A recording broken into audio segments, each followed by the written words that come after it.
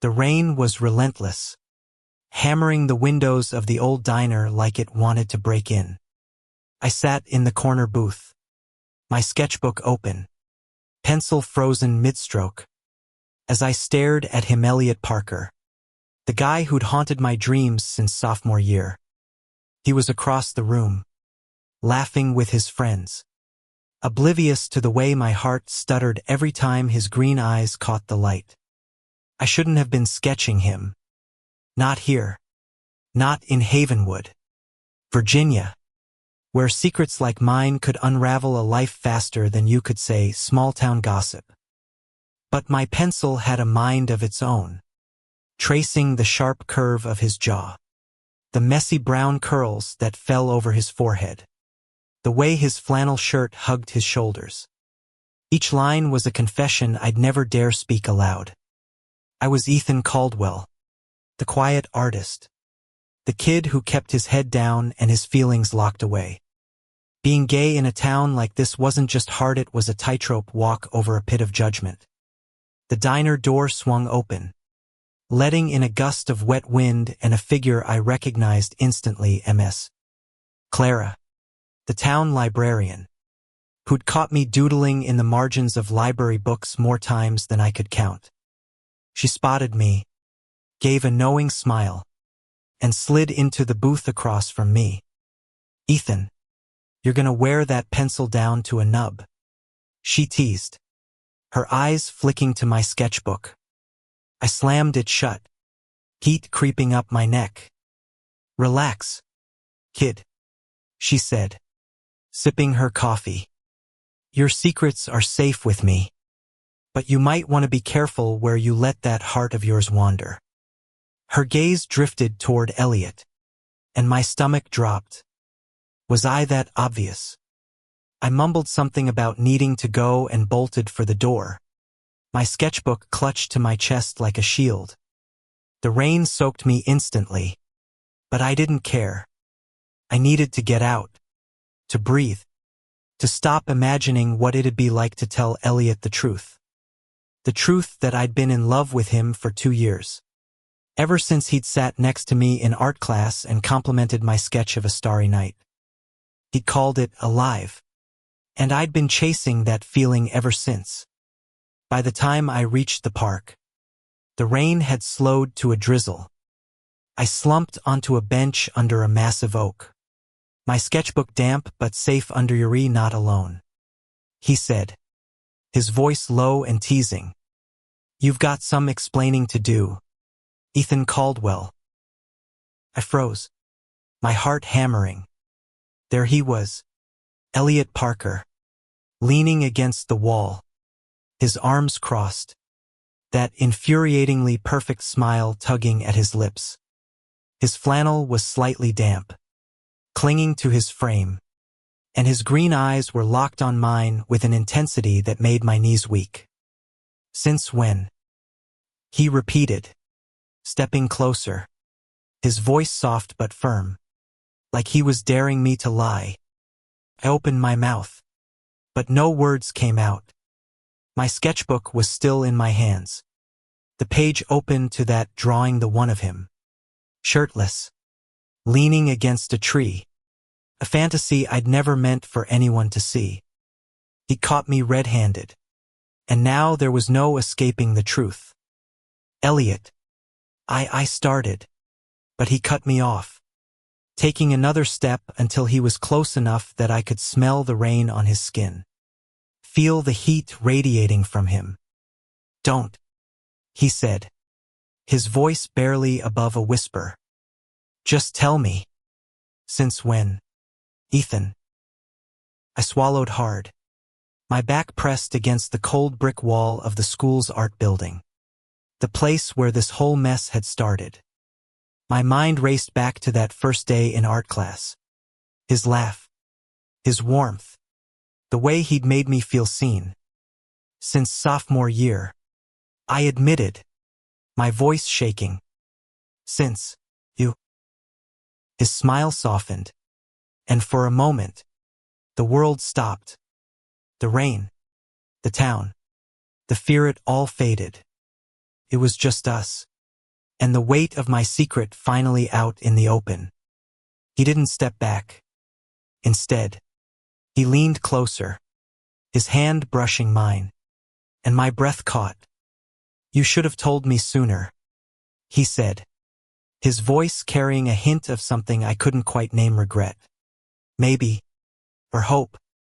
The next morning, I avoided the diner, the park, anywhere Elliot might be. My confession hung over me like a storm cloud. I'd bared my soul. And now what? Havenwood wasn't exactly a rainbow flag-waving kind of place. My parents, bless them, were supportive in their quiet way. But the town was another story.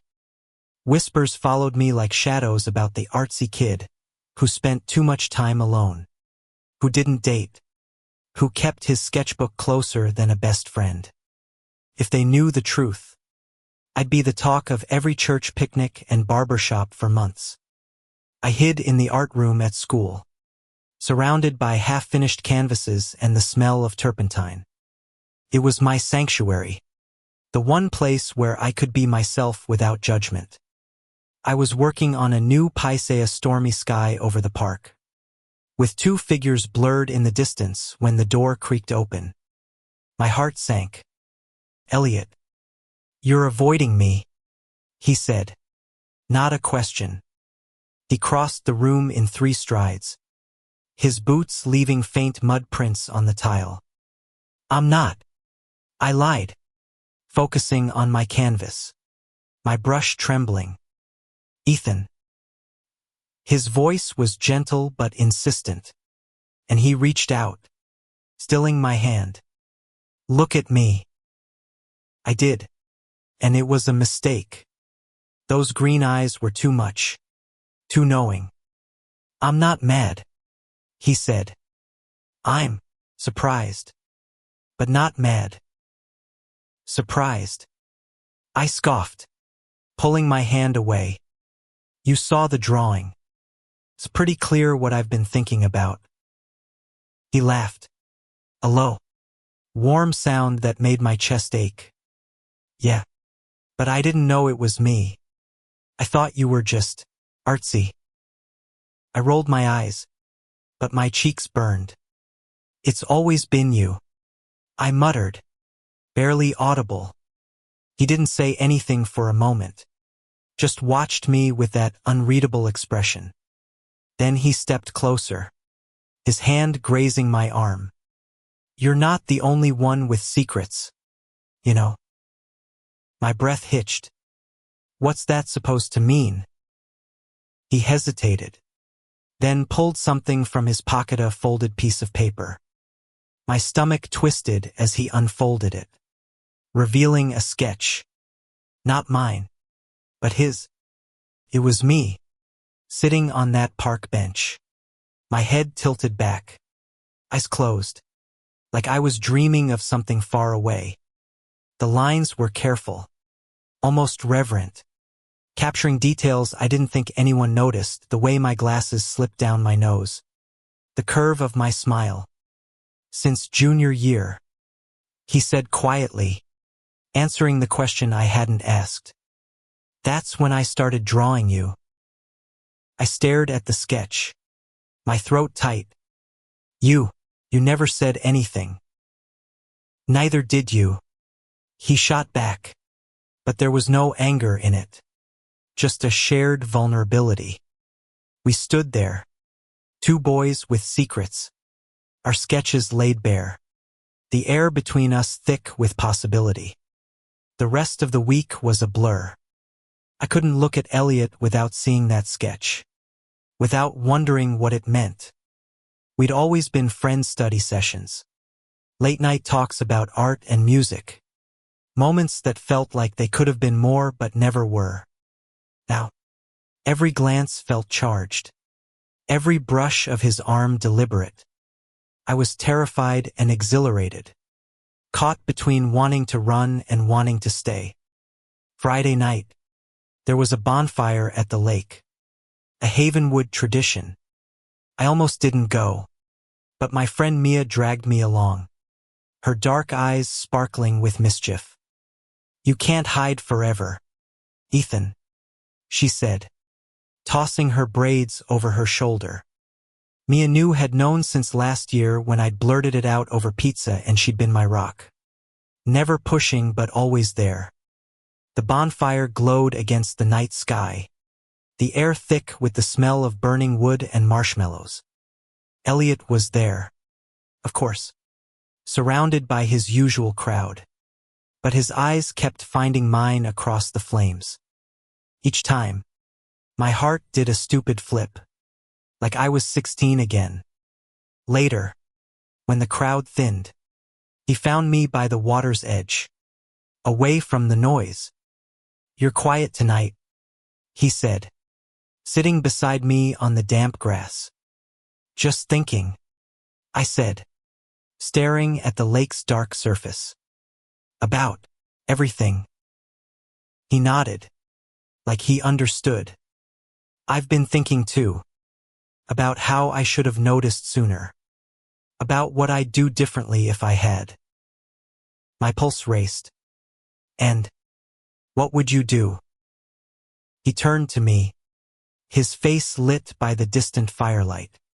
And for the first time, I saw nervousness in his eyes. "I tell you I've been scared too," he said. "Scared of what it means, what people would say. But mostly, scared of losing you."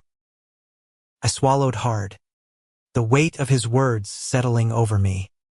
"You're not losing me," I said, my voice barely steady. "But I need to know what you want, Elliot, because I can't keep guessing." He reached for my hand, his fingers warm against mine. "I want this," he said simply. "You. If you're in, I'm in." For the first time in years, I let myself hope. Maybe Havenwood wasn't ready for us. But in that moment, by the lake, with his hand in mine, it didn't matter. We were enough. The days after the bonfire felt like walking on air and broken glass at the same time. Elliot's words by the lake, "I want this. You," replayed in my head, a melody I couldn't shake. But Havenwood, Virginia, wasn't a fairy tale, and every step I took with him felt like a gamble against the town's watchful eyes. Monday morning, I found him waiting by my locker, his green eyes bright against the dull gray of the school hallway. "Hey," he said, his voice casual but his smile anything but. "Wanna ditch first period? There's this spot in the woods I found perfect for sketching." I should have said no. I had a history test, and my mom would kill me if she found out. But Elliot's grin was a magnet, pulling me toward him like always. "Lead the way," I said, shoving my books into my locker. The woods behind the school were dense, a tangle of pines and maples that smelled of earth and freedom. Elliot led me to a clearing where sunlight filtered through the leaves, painting the ground in golden patches.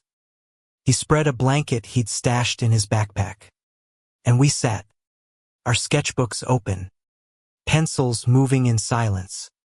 I drew the trees, their branches like veins against the sky. He drew me again, his eyes flicking between the paper and my face, catching details I'd never noticed about myself, the way my hair curled behind my ear, the tilt of my head when I laughed.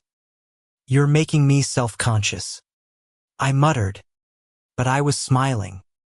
"Good," he said, not looking up. "You're cute when you're flustered." My face burned, and I threw a pine cone at him. He laughed, dodging it, and for a moment, it was just us, no town. No rumors, no fear. But the weight of our secret lingered.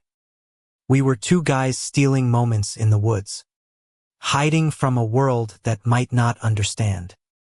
That afternoon, we walked back to school, our shoulders brushing. As we neared the parking lot, a group of guys from the football team spotted us. Jake Thompson, the team's loudmouth linebacker, smirked. "You two look cozy," he called, his voice dripping with something I couldn't quite name. My stomach twisted, but Elliot just rolled his eyes. "Jealous, Thompson," he shot back, his tone light but his hand brushing mine in a quiet show of solidarity. Jake snorted and walked off, but the encounter left a sour taste. Havenwood wasn't cruel. Not exactly. But it had a way of noticing things it didn't like. By Wednesday, the whispers had started. I caught fragments in the hall's words like weird and close tossed around like pebbles. Mia pulled me aside at lunch, her eyes sharp. "People are talking," she said. "Nothing specific. But be careful." "Okay." I nodded, my throat tight. I wanted to tell her about the woods, about Elliot's sketches, about the way his hand felt in mine. But I just said, "I know. Thanks, Mia." That night, I went to Elliot's house, a small ranch-style place on the edge of town. His mom was out, working the night shift at the hospital, so it was just us and a pizza in his living room. We sat on the couch, the TV playing some old sci-fi movie neither of us was watching. His knee pressed against mine, and I couldn't focus on anything else. "Ethan," he said suddenly, turning to face me. "What are we doing? I mean, what is this?" I froze, the pizza slice halfway to my mouth. "You said you wanted this," I reminded him, my voice quieter than I meant it to be. "Us." "I do," he said quickly, his hand finding mine. "But I'm scared too. Not of Yuf this town. My dad, he's not like your parents. He's got ideas about what guys should be." I swallowed hard, thinking of my own parents, who'd hugged me when I came out last year but still worried about what the neighbors would think. "My folks get it, but they're not exactly waving pride flags either," I said. "We don't have to tell anyone yet. We can just be us." He nodded, but his eyes were distant. "I want that. I just don't know how to do it without screwing everything up." I squeezed his hand. "We'll figure it out. Together." The next week, things got complicated. Jake Thompson and his crew were louder now, their comments sharper. I overheard one of them in the cafeteria, muttering about Elliot and his shadow. I wanted to punch him, but I just gripped my tray and walked away. Elliot, though, wasn't as good at ignoring it. I saw him tense up in the halls, his usual easy grin replaced by a tight jaw. Friday night, there was a party at Mia's house, her parents out of town. I didn't want to go to many eyes. Too many chances for someone to say something stupid, but Elliot insisted. "We can't hide forever," he said, his voice firm but his eyes soft. "Let's just be normal for one night." The party was loud, crowded, the air thick with cheap beer and pop music. Elliot stayed close, his arm brushing mine as we leaned against the kitchen counter. Mia caught my eye across the room, giving me a thumbs up, but I could feel the tension in Elliot's shoulders. When Jake and his friends showed up, the air shifted. They didn't say anything outright, but their stares lingered too long, their laughs too sharp. Around midnight, Elliot pulled me outside to the backyard, where the stars were bright and the noise muffled. "I hate this," he said, kicking at the grass. "I hate that I care what they think." "Then don't," I said, stepping closer. "Just Be here. With me. He looked at me, his eyes searching, and then he kissed me. It was quick, desperate, his lips warm and tasting faintly of beer. My heart exploded, and for a moment, nothing else mattered, not Jake, not Havenwood, not the fear. But then a shadow moved in the doorway, and we pulled apart, my pulse racing. It was Mia, her expression soft. You guys are cute, she said, but her voice was low. Warning. Just, maybe not here. Elliot nodded, his face flushed, and we went back inside, our hands brushing but not holding. The rest of the night, I felt like I was floating and falling at the same time, caught between the thrill of his kiss and the dread of who might have seen. By Monday, the rumors were no longer whispers. Someone had seen us in the backyard, and Havenwood's gossip mill was in full swing.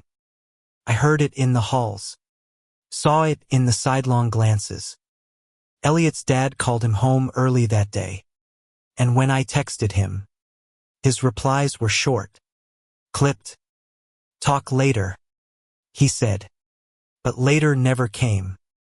I went to the art room, my safe haven, and poured my fear into a canvas dark. Swirling colors. Two figures reaching for each other but not quite touching. MS.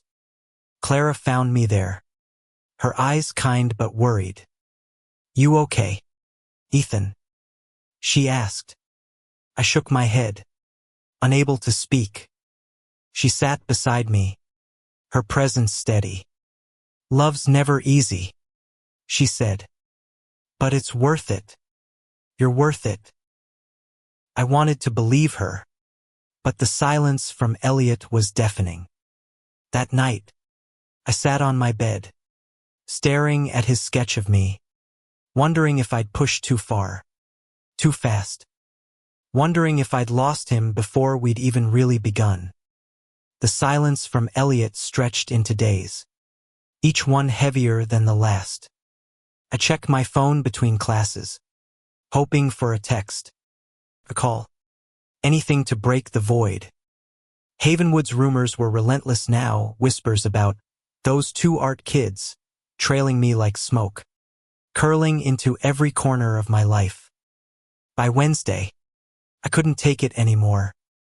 I skipped lunch and went to the park, to our bench under the oak tree, hoping the familiar spot would steady me. My sketchbook was open, but my pencil wouldn't move. All I could see was Elliot's face that night by the lake, his hand in mine, his words promising something I was terrified I'd imagined. I drew a single linear horizon, stark and empty before giving up. Mia found me there, her sneakers crunching on the fallen leaves. He's struggling, Ethan, she said, sitting beside me. His dad's been on him since Monday. Thinks it's a phase. Or worse, a sin. My chest tightened. I'd met Mr. Parker Onsi, a gruff man with a handshake like a vice and opinions to match. What's Elliot saying? I asked, my voice barely above a whisper. He's not saying much, Mia admitted. But he's not denying it. That's something, right? But it wasn't enough. I needed to hear it from him. Needed to know if us was still real. That night, I walked to his house, my heart pounding with every step. The porch light was off, but I knocked anyway, my knuckles stinging against the wood. His mom answered, her face tired but kind. He's in his room, she said, stepping aside. Elliot was at his desk, sketching, his back to me. The room smelled of charcoal and coffee, and I saw my face on his paper again, me eyes, my glasses, my nervous smile. He turned, startled, and for a moment, We just stared. "Don't do this to me, Ethan," he said, standing up. "I'm so sorry. I didn't know how to." "It's okay," I cut in, stepping closer. "I just need to know where we stand." He set his pencil down, his expression a mix of relief and fear. "My dad's not handling it well," he said. "He saw the rumors online, heard them from Jake's dad. He's pissed. Thinks I'm throwing my life away."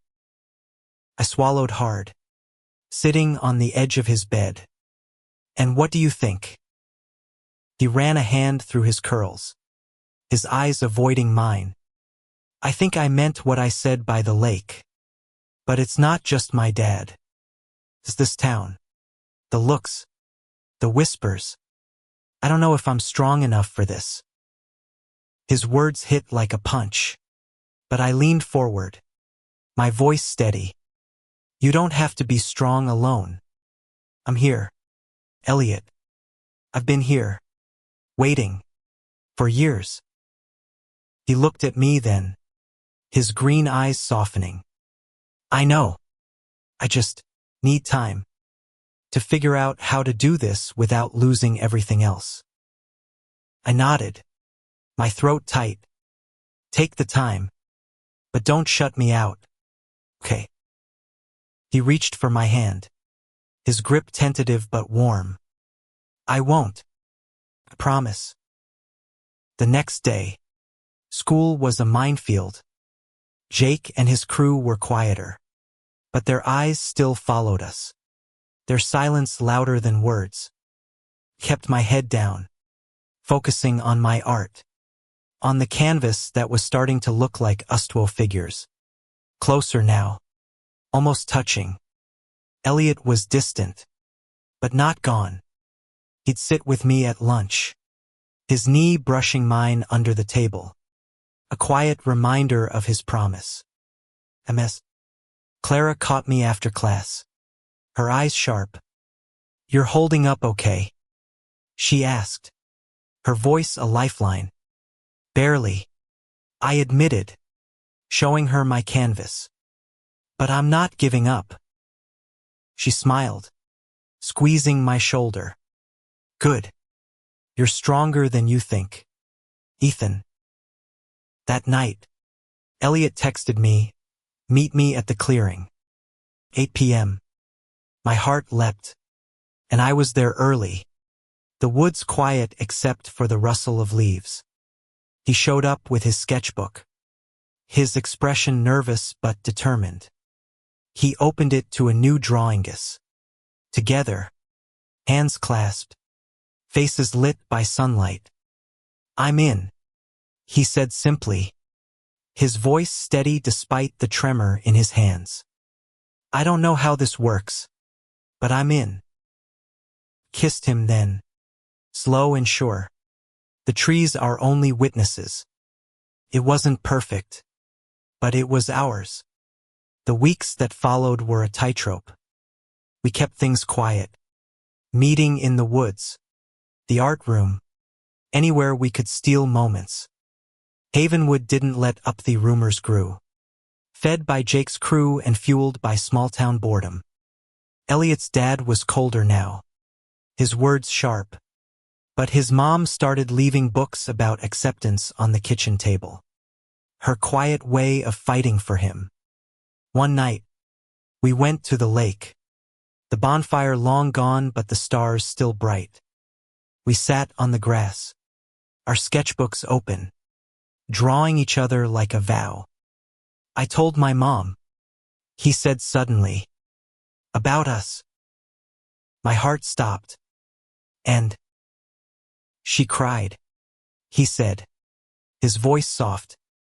"Not because she's mad, but because she's scared for me, for us, but she's trying." I took his hand, my fingers steady. "That's more than I got from my folks at first. It's a start."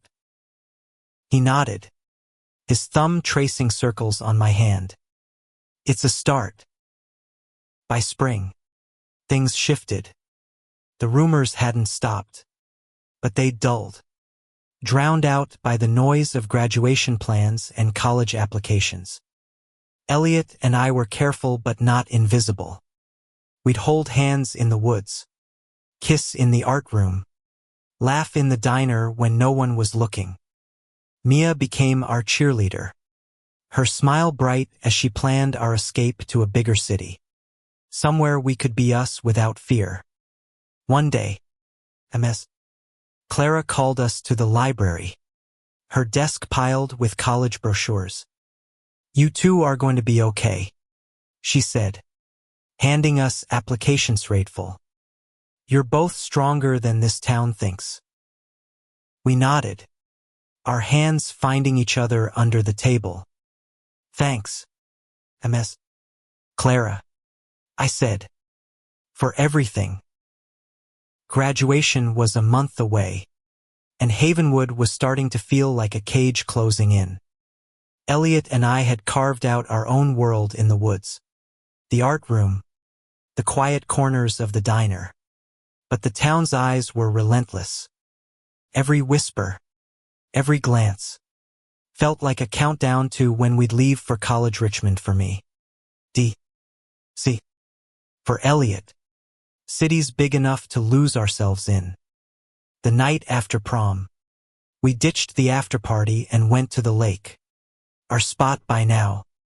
The air was warm, the stars sharp, and we lay on a blanket, our sketchbooks forgotten for once. Elliot's hand was in mine, his thumb tracing lazy patterns, and I felt like I could breathe for the first time in months. "I told my dad," he said, his voice low. "Everything." My heart stuttered. "Everything." He nodded, his green eyes catching the starlight. "Told him I love you, that I'm not ashamed." He didn't take it well, yelled through a beer can, said I was ruining my future. "But I don't care anymore. I'm done hiding." I sat up, my chest tight with munching, his voice steady despite the weight of his words. "Elliot, I know," he said, sitting up too, his hand still in mine. "I'm not losing you. Not to him. Not to anyone. I'm leaving for D.C. in August. We'll figure it out." I kissed him, hard and fierce, the lake our witness this time. It was a promise, a vow that we'd make it work, no matter what Havenwood thought. His lips were warm, certain, and I let myself believe we could have this forever. Summer came, and we packed our lives into boxes, our sketchbooks tucked carefully among clothes and dreams. My parents had softened, their hugs tighter now, their words less about fear and more about hope. Elliot's mom was our ally, slipping us articles about queer-friendly cities, her support quiet but fierce. His dad was still a wall, his silence loud. But we had a plan: move to the city, find a place where we could walk hand in hand without looking over our shoulders. Our last night in Havenwood, we went to the clearing one final time. The trees were thick with new leaves, the air sweet with honeysuckle. We spread our blanket, opened our sketchbooks, and drew the futurious. In a city apartment, laughing over coffee, our hands intertwined. "This is it," Elliot said, his voice steady. "Our last night hiding." I nodded, my throat tight. "Then let's make it count." We didn't draw that night. We kissed. We laughed. We planned. The stars above us felt like a map, guiding us to a place where we could be free. In D.C. we found a small apartment, a third-floor walk-up with creaky stairs and a view of the city. Elliot's art school was a subway ride from mine, but we made it work: late-night calls, weekend visits, Sketches mailed back and forth like love letters. The city was loud, alive, and ours. We held hands in public, kissed in parks, laughed in diners where no one knew our names. One night, we went to a rooftop bar, the city sparkling below. Mia had come to visit, her laughter bright as she toasted to us. To you too, she said, raising her glass. For being braver than I ever was. We clinked our glasses, our smiles wide. To us, I said, and Elliot's eyes shone brighter than the city lights. The bar was crowded, but we didn't care. A guy at the next table stared, his expression unreadable, but we just grinned and leaned closer. Havenwood was a memory now, a small town we'd left behind. Here, we were just Ethan and Elliot, two artists in love, our sketchbooks full of each other. Years later, we'd look back on Havenwood as a chapter, not the whole story. We got married in a small D.C. park, Mia as our witness, her braids bouncing as she cheered. Ms. Clara came, her eyes misty as she handed us a book of poetry-queer love stories, dog-eared and underlined. Elliot's dad didn't show, but his mom did, her arms open wide, her smile saying what words couldn't. Our apartment is full of art now, canvases of us, of cities, of stars. We don't hide anymore. We walk hand in hand, kiss in the open, live without fear. Havenwood taught us to be brave, but D.C. taught us to be free. And every night, we draw each other, our lines sure and true, our love the masterpiece we'd always dreamed of.